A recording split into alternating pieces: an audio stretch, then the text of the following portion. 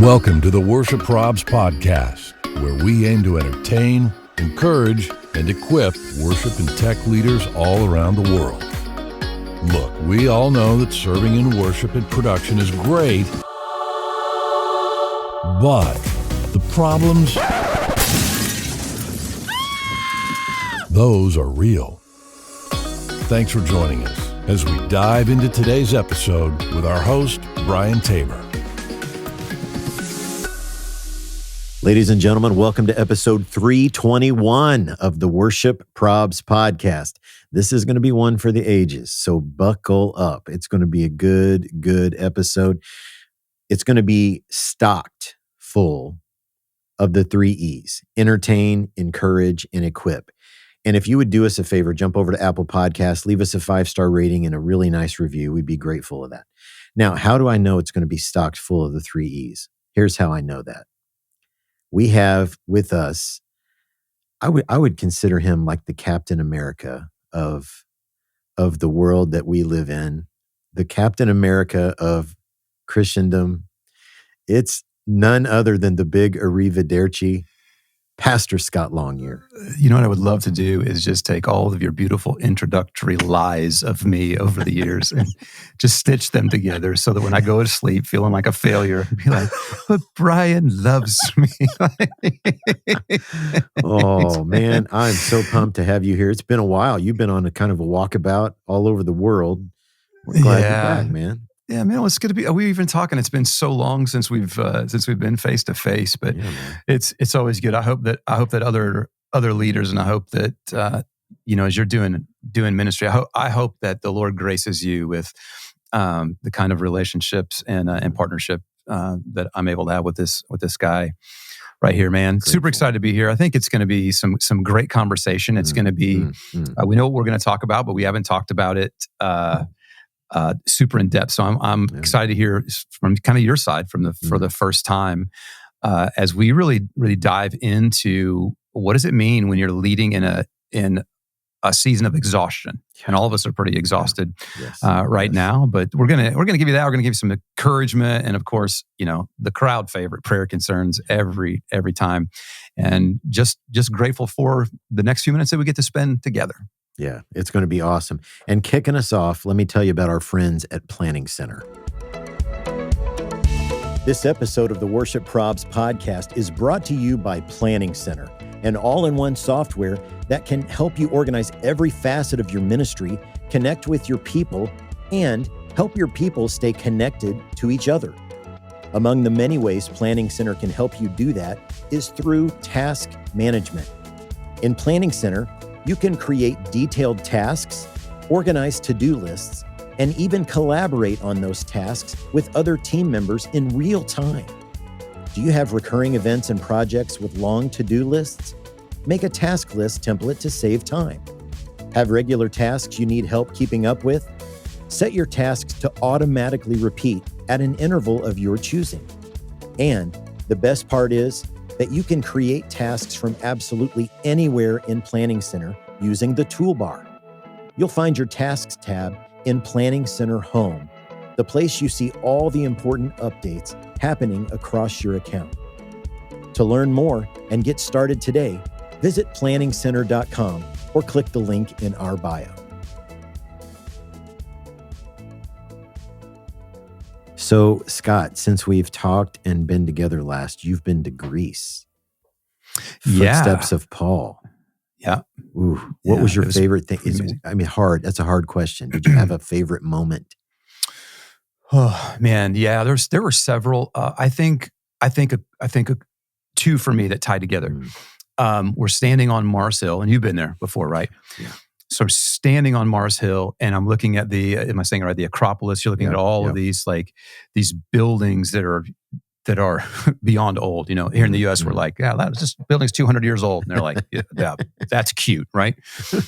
So I'm standing on Mars Hill where Paul makes his famous speech, and I'm thinking, what was it like to be Paul? Because everything that Paul saw, and that he heard, that he tasted, that he smelled, like everything had something to do with something besides God, right? It wasn't creator God at all. It was these statues to unknown gods and statues to gods and the temples of worship to other gods and all that. And I'm like, how does it, like you and I, let's just be honest, like I think you and I are like, kind of succumbed to peer pressure today. You talk about a dude walking with peer pressure, right? And Paul stands on Mars Hill in the middle of all this, and he's basically like, y'all are wrong.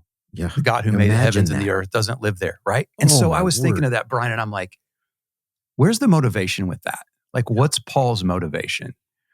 Where does he like find that? Is it like, he wants to plant a big church. He wants to make a big mark for himself. Like, what's his motivation? And so I kind of hung on to that.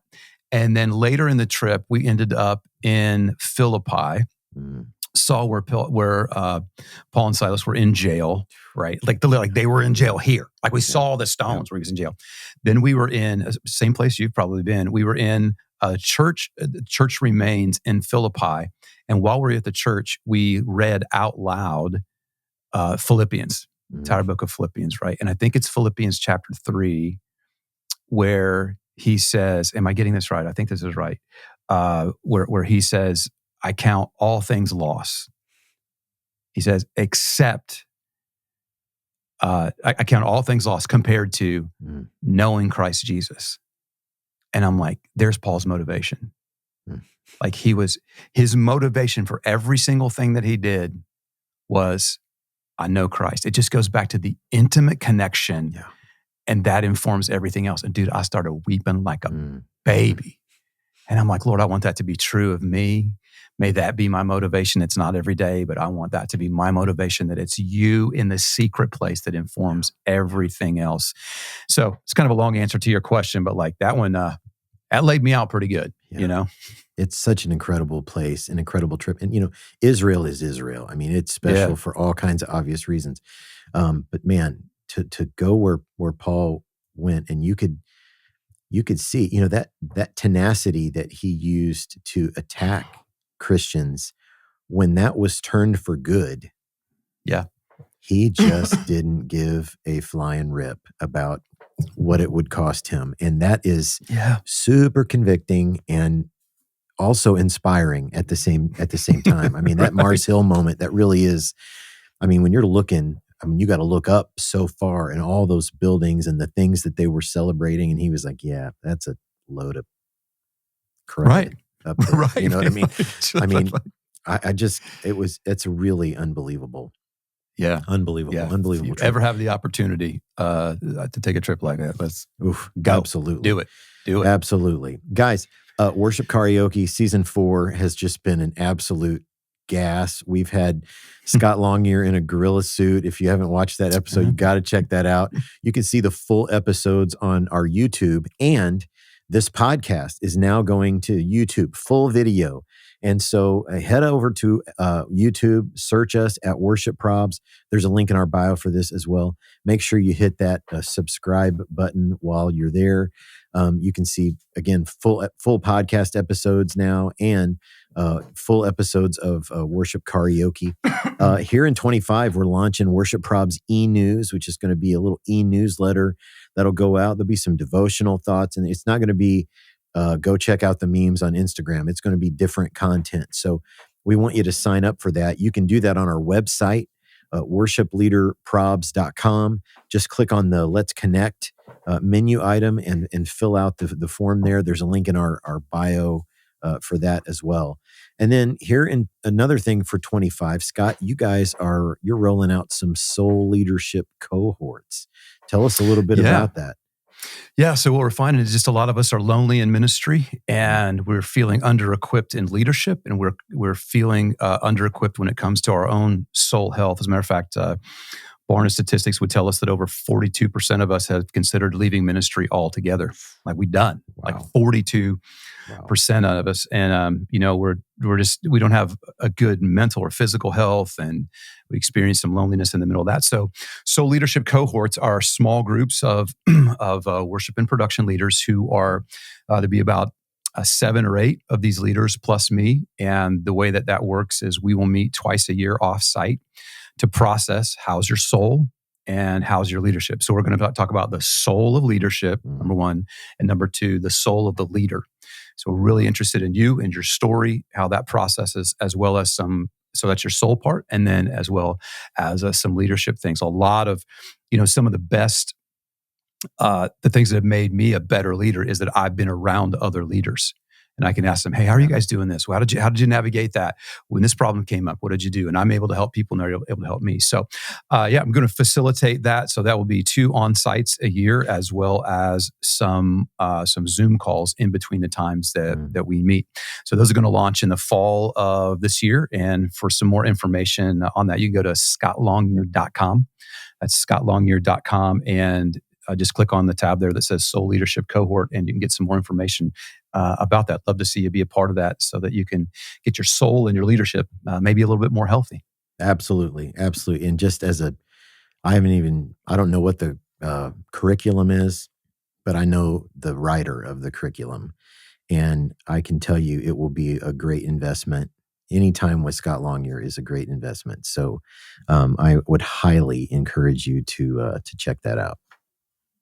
Oh, you're so kind. You're so kind. You know what I think is, you continue to share the kind words, but I think probably one of the greatest gifts of kindness that you've given, maybe not just to me, I want to speak for the masses, like maybe to humanity. One of the greatest gifts of kindness that you have given to us is this little beautiful card that you give us every week. This little card called Prayer Concerns. Prayer Concerns is proudly sponsored by 5 Words Media, the amazing people that bring you free church AV. 5 Words Media is also the official AVL integrator of Worship Props. If you're a worship pastor or a tech director, you know how crucial audio, video, and lighting are for your weekly gatherings. Speakers popping, dead zones, lighting, and live streaming issues can quickly make your gathering both distracting and frustrating. An excellent worship gathering is one where your AVL systems are all working together seamlessly to help create a powerful worship experience. The team at 5 Words Media gets it.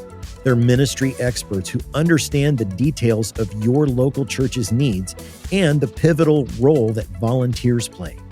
Their passion? To deliver high-quality, volunteer-friendly solutions that align with your budget and priorities. How does it work? Well, the 5 Words proven process is straightforward. It starts with a needs assessment done by one of their skilled technicians, followed by a custom solution design tailored to your budget. Then, they handle the installation, testing, and even volunteer training.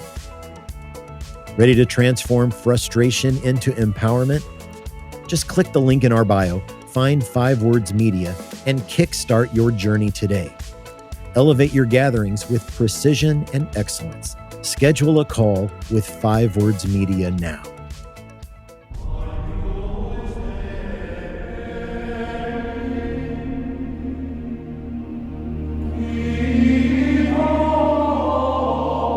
You guys, Prayer Concerns, we're episode 321, and you never disappoint. You are the writers of the segment called Prayer Concerns. And so what's a prayer concern? A lot of times in the seat back in front of you, you got this card. Maybe it's called a connection card or communication card or whatever it's called at your place. And there may be a section on there that says, how can we pray for you? Sometimes people will use that for prayer requests, but then there are those times where they use it to sort of roast the music, the lights, the sound, whatever, the song selection, whatever it is. And so people send these in from all over the world and we read them. You're always anonymous. We don't share your name or your church's name, but people send these in from all over the world. We share them on the podcast each week. So send yours in to us and you might hear it on a future episode of the podcast. There's a link in our bio for this, or you can jump over to our website, worshipleaderprobs.com, click on the Prayer Concerns menu item and submit yours there. And you hear it on an episode of the podcast. So let's dive right in. These are all today OGs, and they're all coming from our community group on Facebook. If you haven't joined us over there, I hope you will do that. There's a link in our bio for that as well. But let's dive right in. Prayer concern number 1. And it says, I once had an older man smack me with his cane and tell me we should pray harder about the songs we're singing in our services. Smack with a cane. That's a WMD right there. It's a weapon of mass destruction. Now I'm going to tell you, that is mine. I haven't shared any of mine for a long time. That happened to me. You got hit with a cane? I got hit with a cane. I got hit with a cane. And it wasn't was it like a little tap, little love tap? No. He whacked me on the leg with it. Premeditated. I'm bringing the hand back. Yeah. Oh, yeah. Yeah, this was on our way out, and I had a key volunteer with me. And after the guy said his piece and walked off, the volunteer looked at me like, what in the world just happened? I was like, oh, yeah. Wow. I'd missed that somewhere along the way. Yeah, exactly. So, got hit with a cane. Hey, I know Paul lists a lot of persecutions, been shipwrecked, left for dead. Yeah. Ever been caned? I don't know. Man, that's crazy. That's crazy. All right. Number 2, prayer concern number 2 says, I remember having an older lady at the first church I was ever on staff at tell me on my last day when they were throwing me a farewell lunch as my family and I were moving. So we were going to another church, and I quote, oh, finally we can go back to singing hymns and songs that I like. No. Oh, finally. Yeah. If you can't say something nice, exactly. Says Mama. Come on, Marge. Man, come on. You have a Marge in your church growing up? I mean, I think we probably all had, we all had a version of Marge. Even if her name wasn't Marge, we had a Marge. We literally had a guy that would stand up in the middle of service as soon as the drums started. Now, this is way back. This is back in would have been the 80s, late 80s. So we're just introducing the worship band, right? So the big T around was, that church has got its drums. And as soon as the worship band started up, he would stand up in the middle of he would seat himself in the middle of the congregation so that he could be seen, would stand up, and he and a few other people would walk out. Oh, my Lord. Come on, man. What are you doing? Oh, my Lord. Come on, man. So he was our March. Come on. Oh, my goodness. Okay, what is this, number 3? Prayer concern number 3. A friend of mine, very talented worship leader, was filling in for a church in the area, and because their worship pastor had left.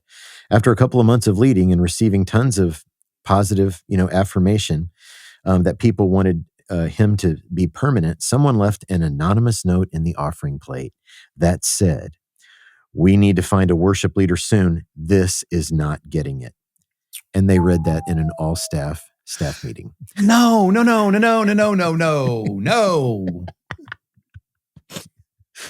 an all staff. All staff. Yeah. Yeah. Dude, show some discretion and some leadership maturity, man. Come on now. Yeah, wow. That's wild. Wow. I think it's wild out there, fam. Okay, number 4, prayer concern number 4. I was given a list of, quote, 100 anointed songs by someone in the church, mostly older courses, but they were certified anointed. Is that is there the church fathers and a canon on that? Is that how does? Fam, these are certified. What determines certified? Oh my gosh. Okay. People are so wild, man. People are so wild. Okay, here's the last one, the bottom of the pudding cup, prayer concern number 5. It just says, a team member was told not to quit his day job by an older gentleman. Don't quit your day job. Don't quit your day job. What if this is my day job? What if this is my day job? Come on. Wow. Fam. Wow. Oh, my Lord. Guys, so those are prayer concerns. If you're new to us, that's what we're looking for, those kind of comments. Send them in to us. You can DM those to us on the socials, or you can go to the website, worshipleaderprobs.com, and submit yours there, and you will always remain anonymous. Well, when Scott comes on, he brings that senior pastor energy, man, and absolute fire content. So we like to have conversations that are a little different. And we're going to have a powerful conversation today called Leading Exhausted. Since 1988, New Life Ministries has offered compassionate and empowering solutions to those who find themselves in life's difficult places and who are missing what God desires for their lives. Family, friends, and churches want to help, but aren't always equipped to care for those dealing with problems like addiction, pornography, infidelity, anxiety, anger, fear, depression, and hurts from the past. Do you ever find yourself feeling anxious, fearful, angry, or even depressed in your everyday life or ministry? Or as a leader in your ministry, do you want to be better equipped to walk with those around you who are struggling? We're partnering with New Life Ministries to provide resources, help, and support for you in any season you face, so you are best equipped to serve and lead your ministry. Look for more info to come and click the link in our bio to discover more ways that New Life Ministries can help.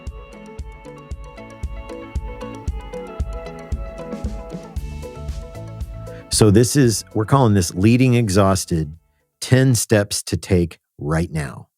And why are we doing it this time of the year? Because we all just came through Christmas, right? And you got to be feeling it a little bit, and that sticks with you for a while.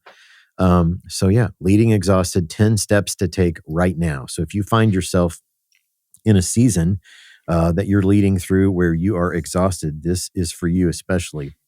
And if you haven't found yourself there yet, you will. So let's buckle up, put your ears on. My senior pastor used to say, put your ears on.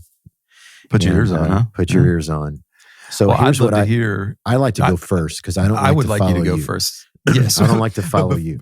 Before you go first, can we preface this and say, I would say this: why did you let yourself get exhausted? Yep.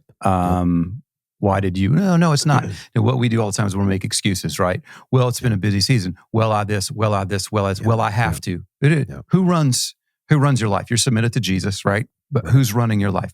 Well, you don't understand, because my senior pastor and my kids, let's play that out. Then quit your church. I had a one guy who worked for me, went to his senior pastor, and he was like, I know you, we just came through this big project right here. I'm not going to do that project again. And the senior pastor said, oh, you're going to do it again. And my friend said, I don't think you understand. I will quit before I'll do that again.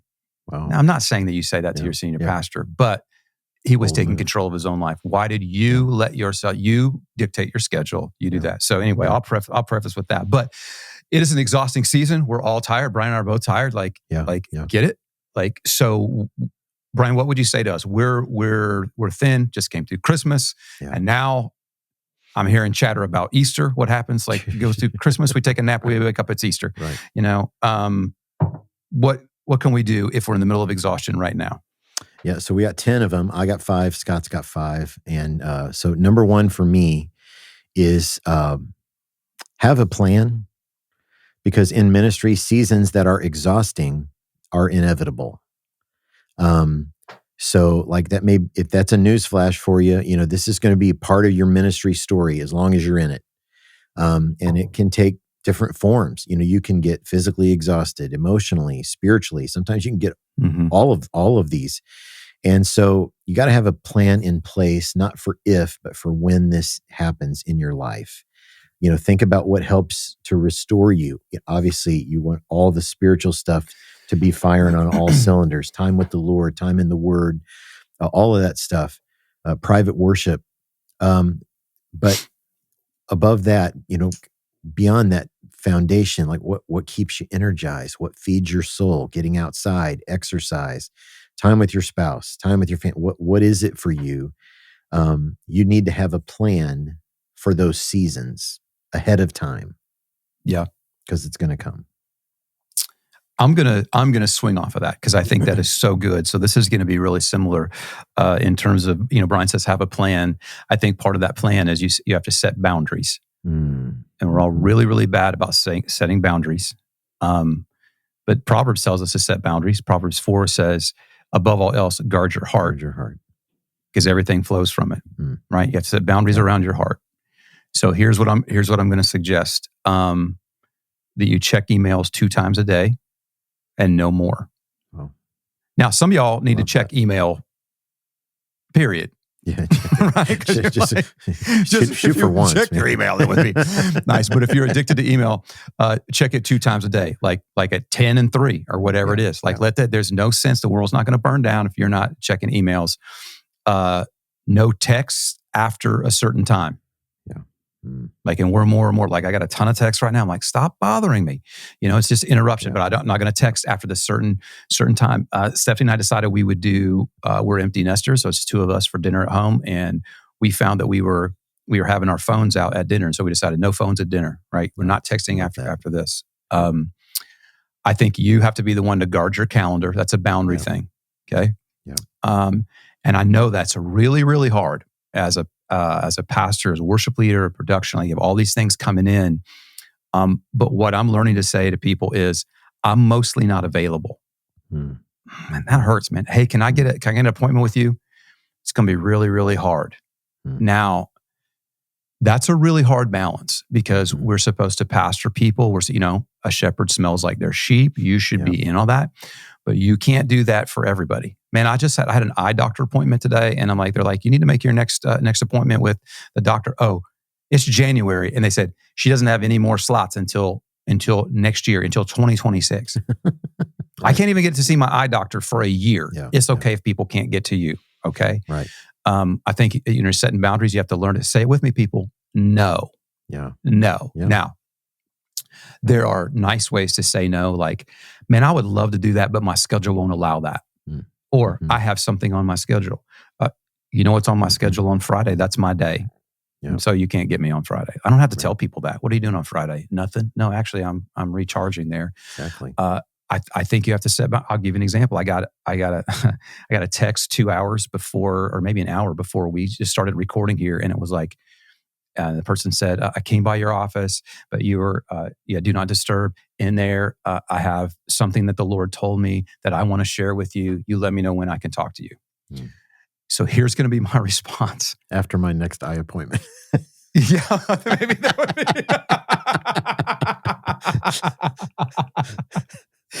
And it's all good. There are all these good things, but my text has to be, and it will be, I'm currently operating with negative margin right now. And so I hate to say no, but I'm going to have to say no. If you want to put something in a text or email me, then we can do that. Yeah. So you've got to set boundaries and not feel bad about it. So I'm going to swing off that, when you're saying, have a plan. That's kind of like, kind of part of my plans. But what else? What else can we do, Brian? That's good. Okay. Number 2 for me, take inventory. How'd we get here? How did you get to a point where you find yourself exhausted? You talked a little bit about that when we were setting this up. We've just come through an incredibly busy season, Christmas, or maybe it's after Easter, or maybe it's something special or extra that your church asked you to tackle. Maybe you've gone through a stage reset or an AVL upgrade or, camp week or whatever it is for you. Right. And so then the question is, in that busyness, did you neglect an important spiritual, physical, or emotional discipline during that season? You put the crown on something else during that season. Oh, say that again. That was really good. You put the crown on something else. You took it off the Father and you put it on something else. And listen here, fam, I am guilty of that myself.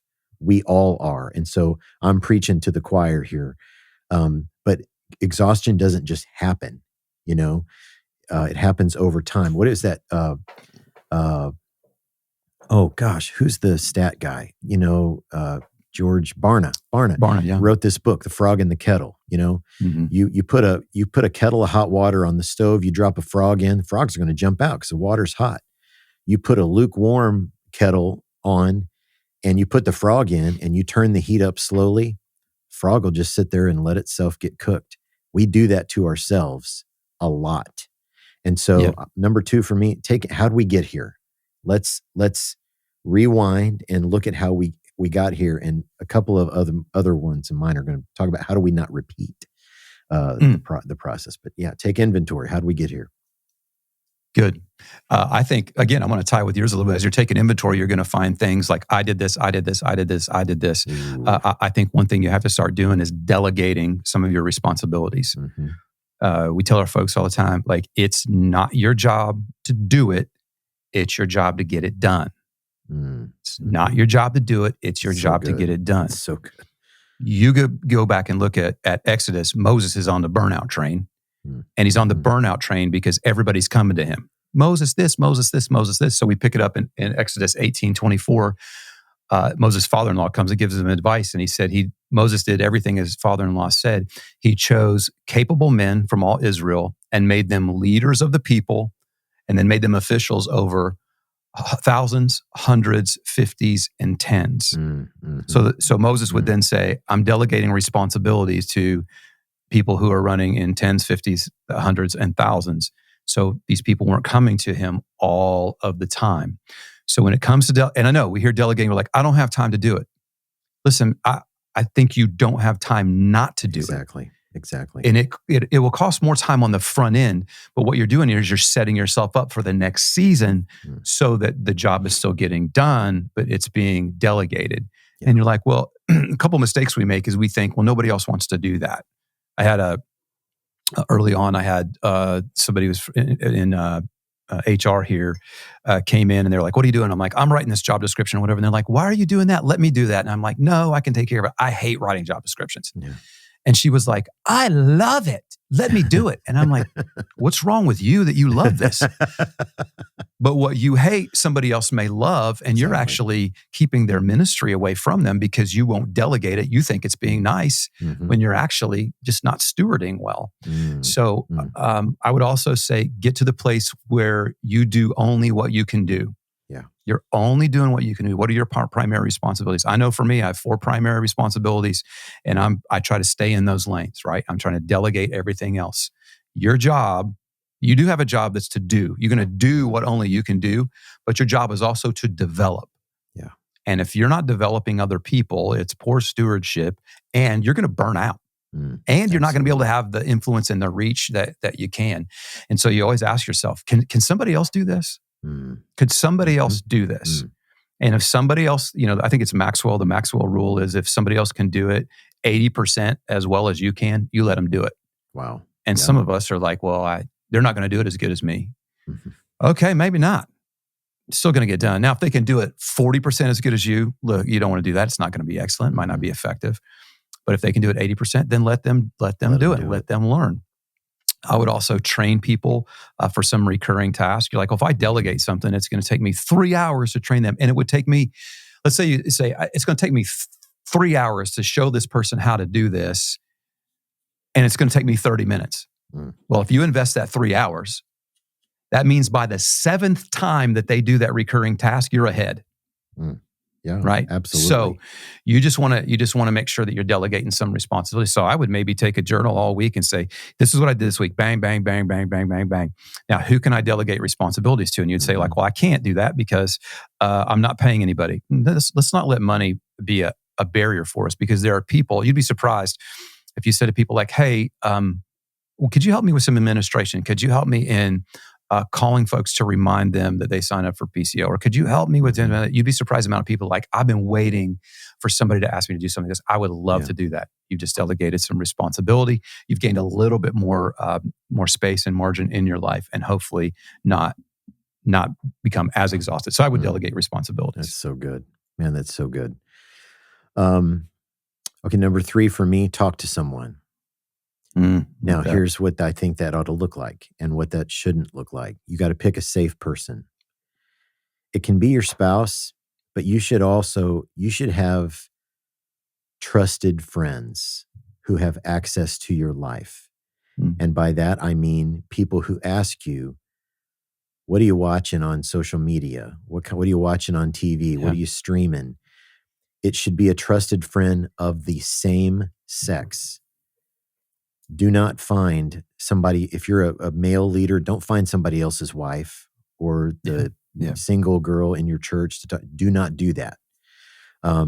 You got to be in regular contact with them, not just when you're in crisis. You got to be in regular contact with them. You should have a mentor, a counselor, someone who doesn't serve on your team and isn't your boss to have these kinds of conversations with. Safe people that safeguard your life, your marriage, all of that good stuff. Find somebody to talk to. I'm gonna, and I love you. I just feel like it's almost like the Lord knew what He was doing here, man. Right? I'm gonna add into that, the person that you should be talking to every day is the Lord. Come on.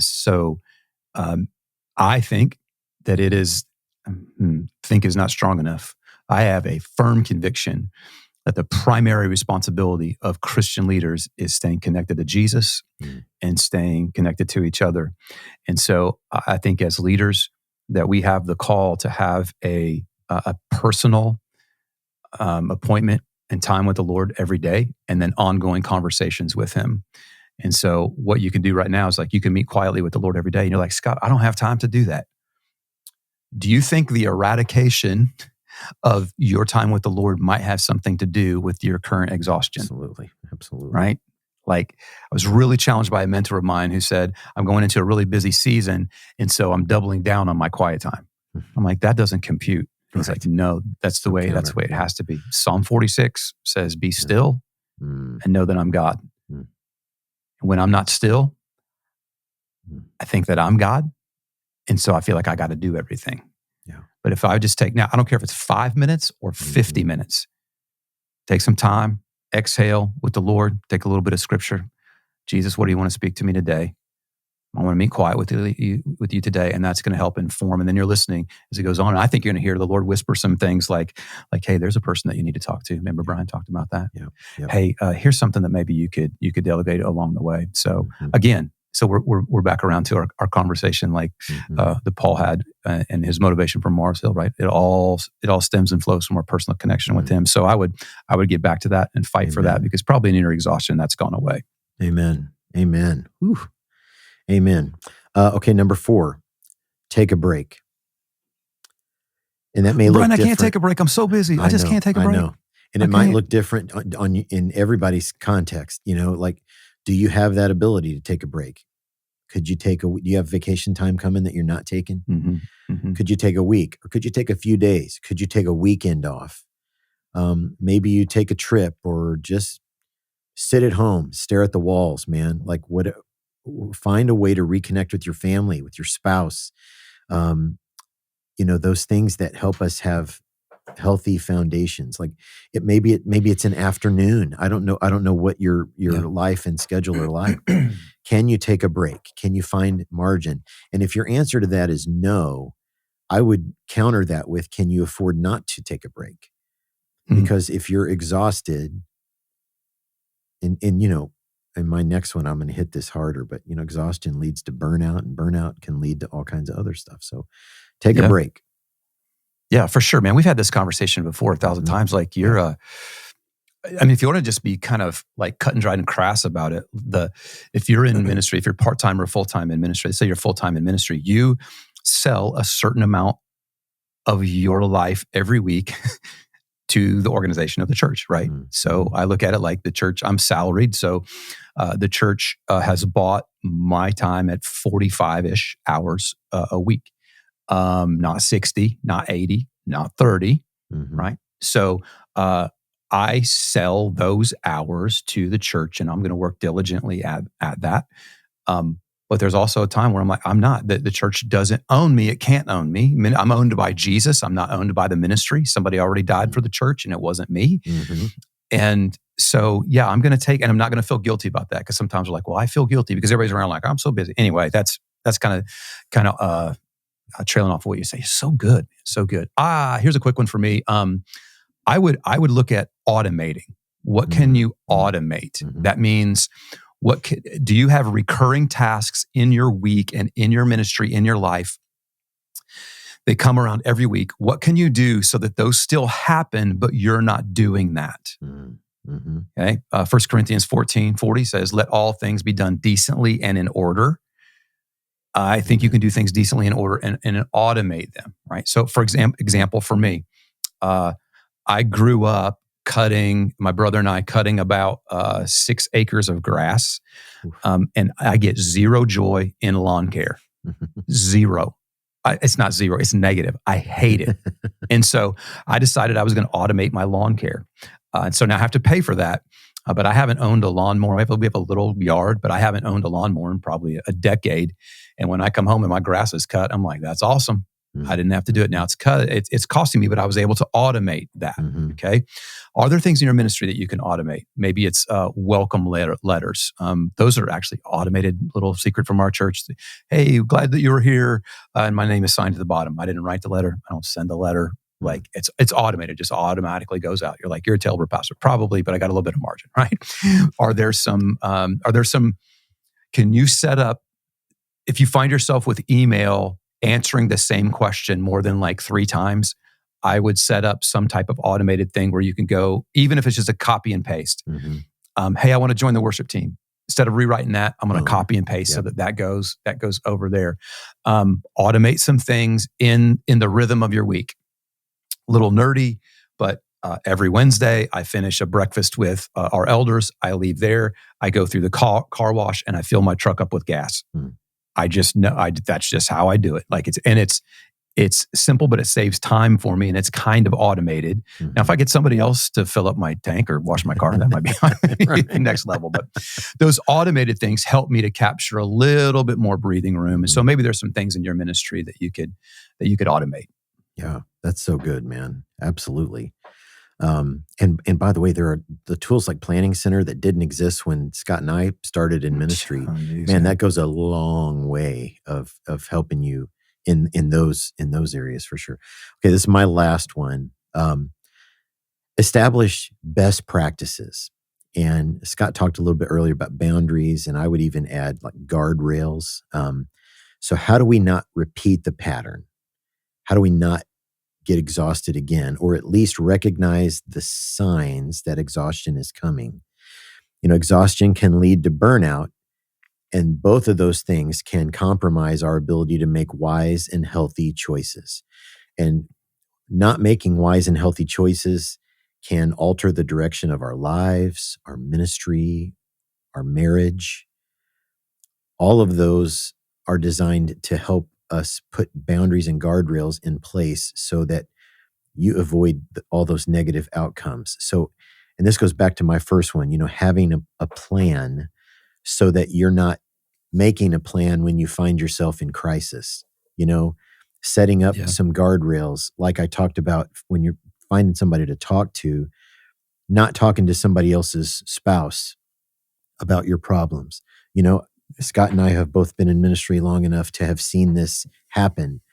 It starts with a conversation, and then it ends up with some texts, and then it ends up with a coffee. And then before you know it, something happens that really alters the direction of your ministry. And none of us want that. So setting up boundaries and guardrails ahead of time, not when you're in crisis. I think that's a really, really important piece to this. That's good. Here's my last one. If you're feeling like you're just exhausted right now, is give your body rest and fuel. Give your body rest and fuel. Here's what I found. I think there's a book that says the body keeps the score.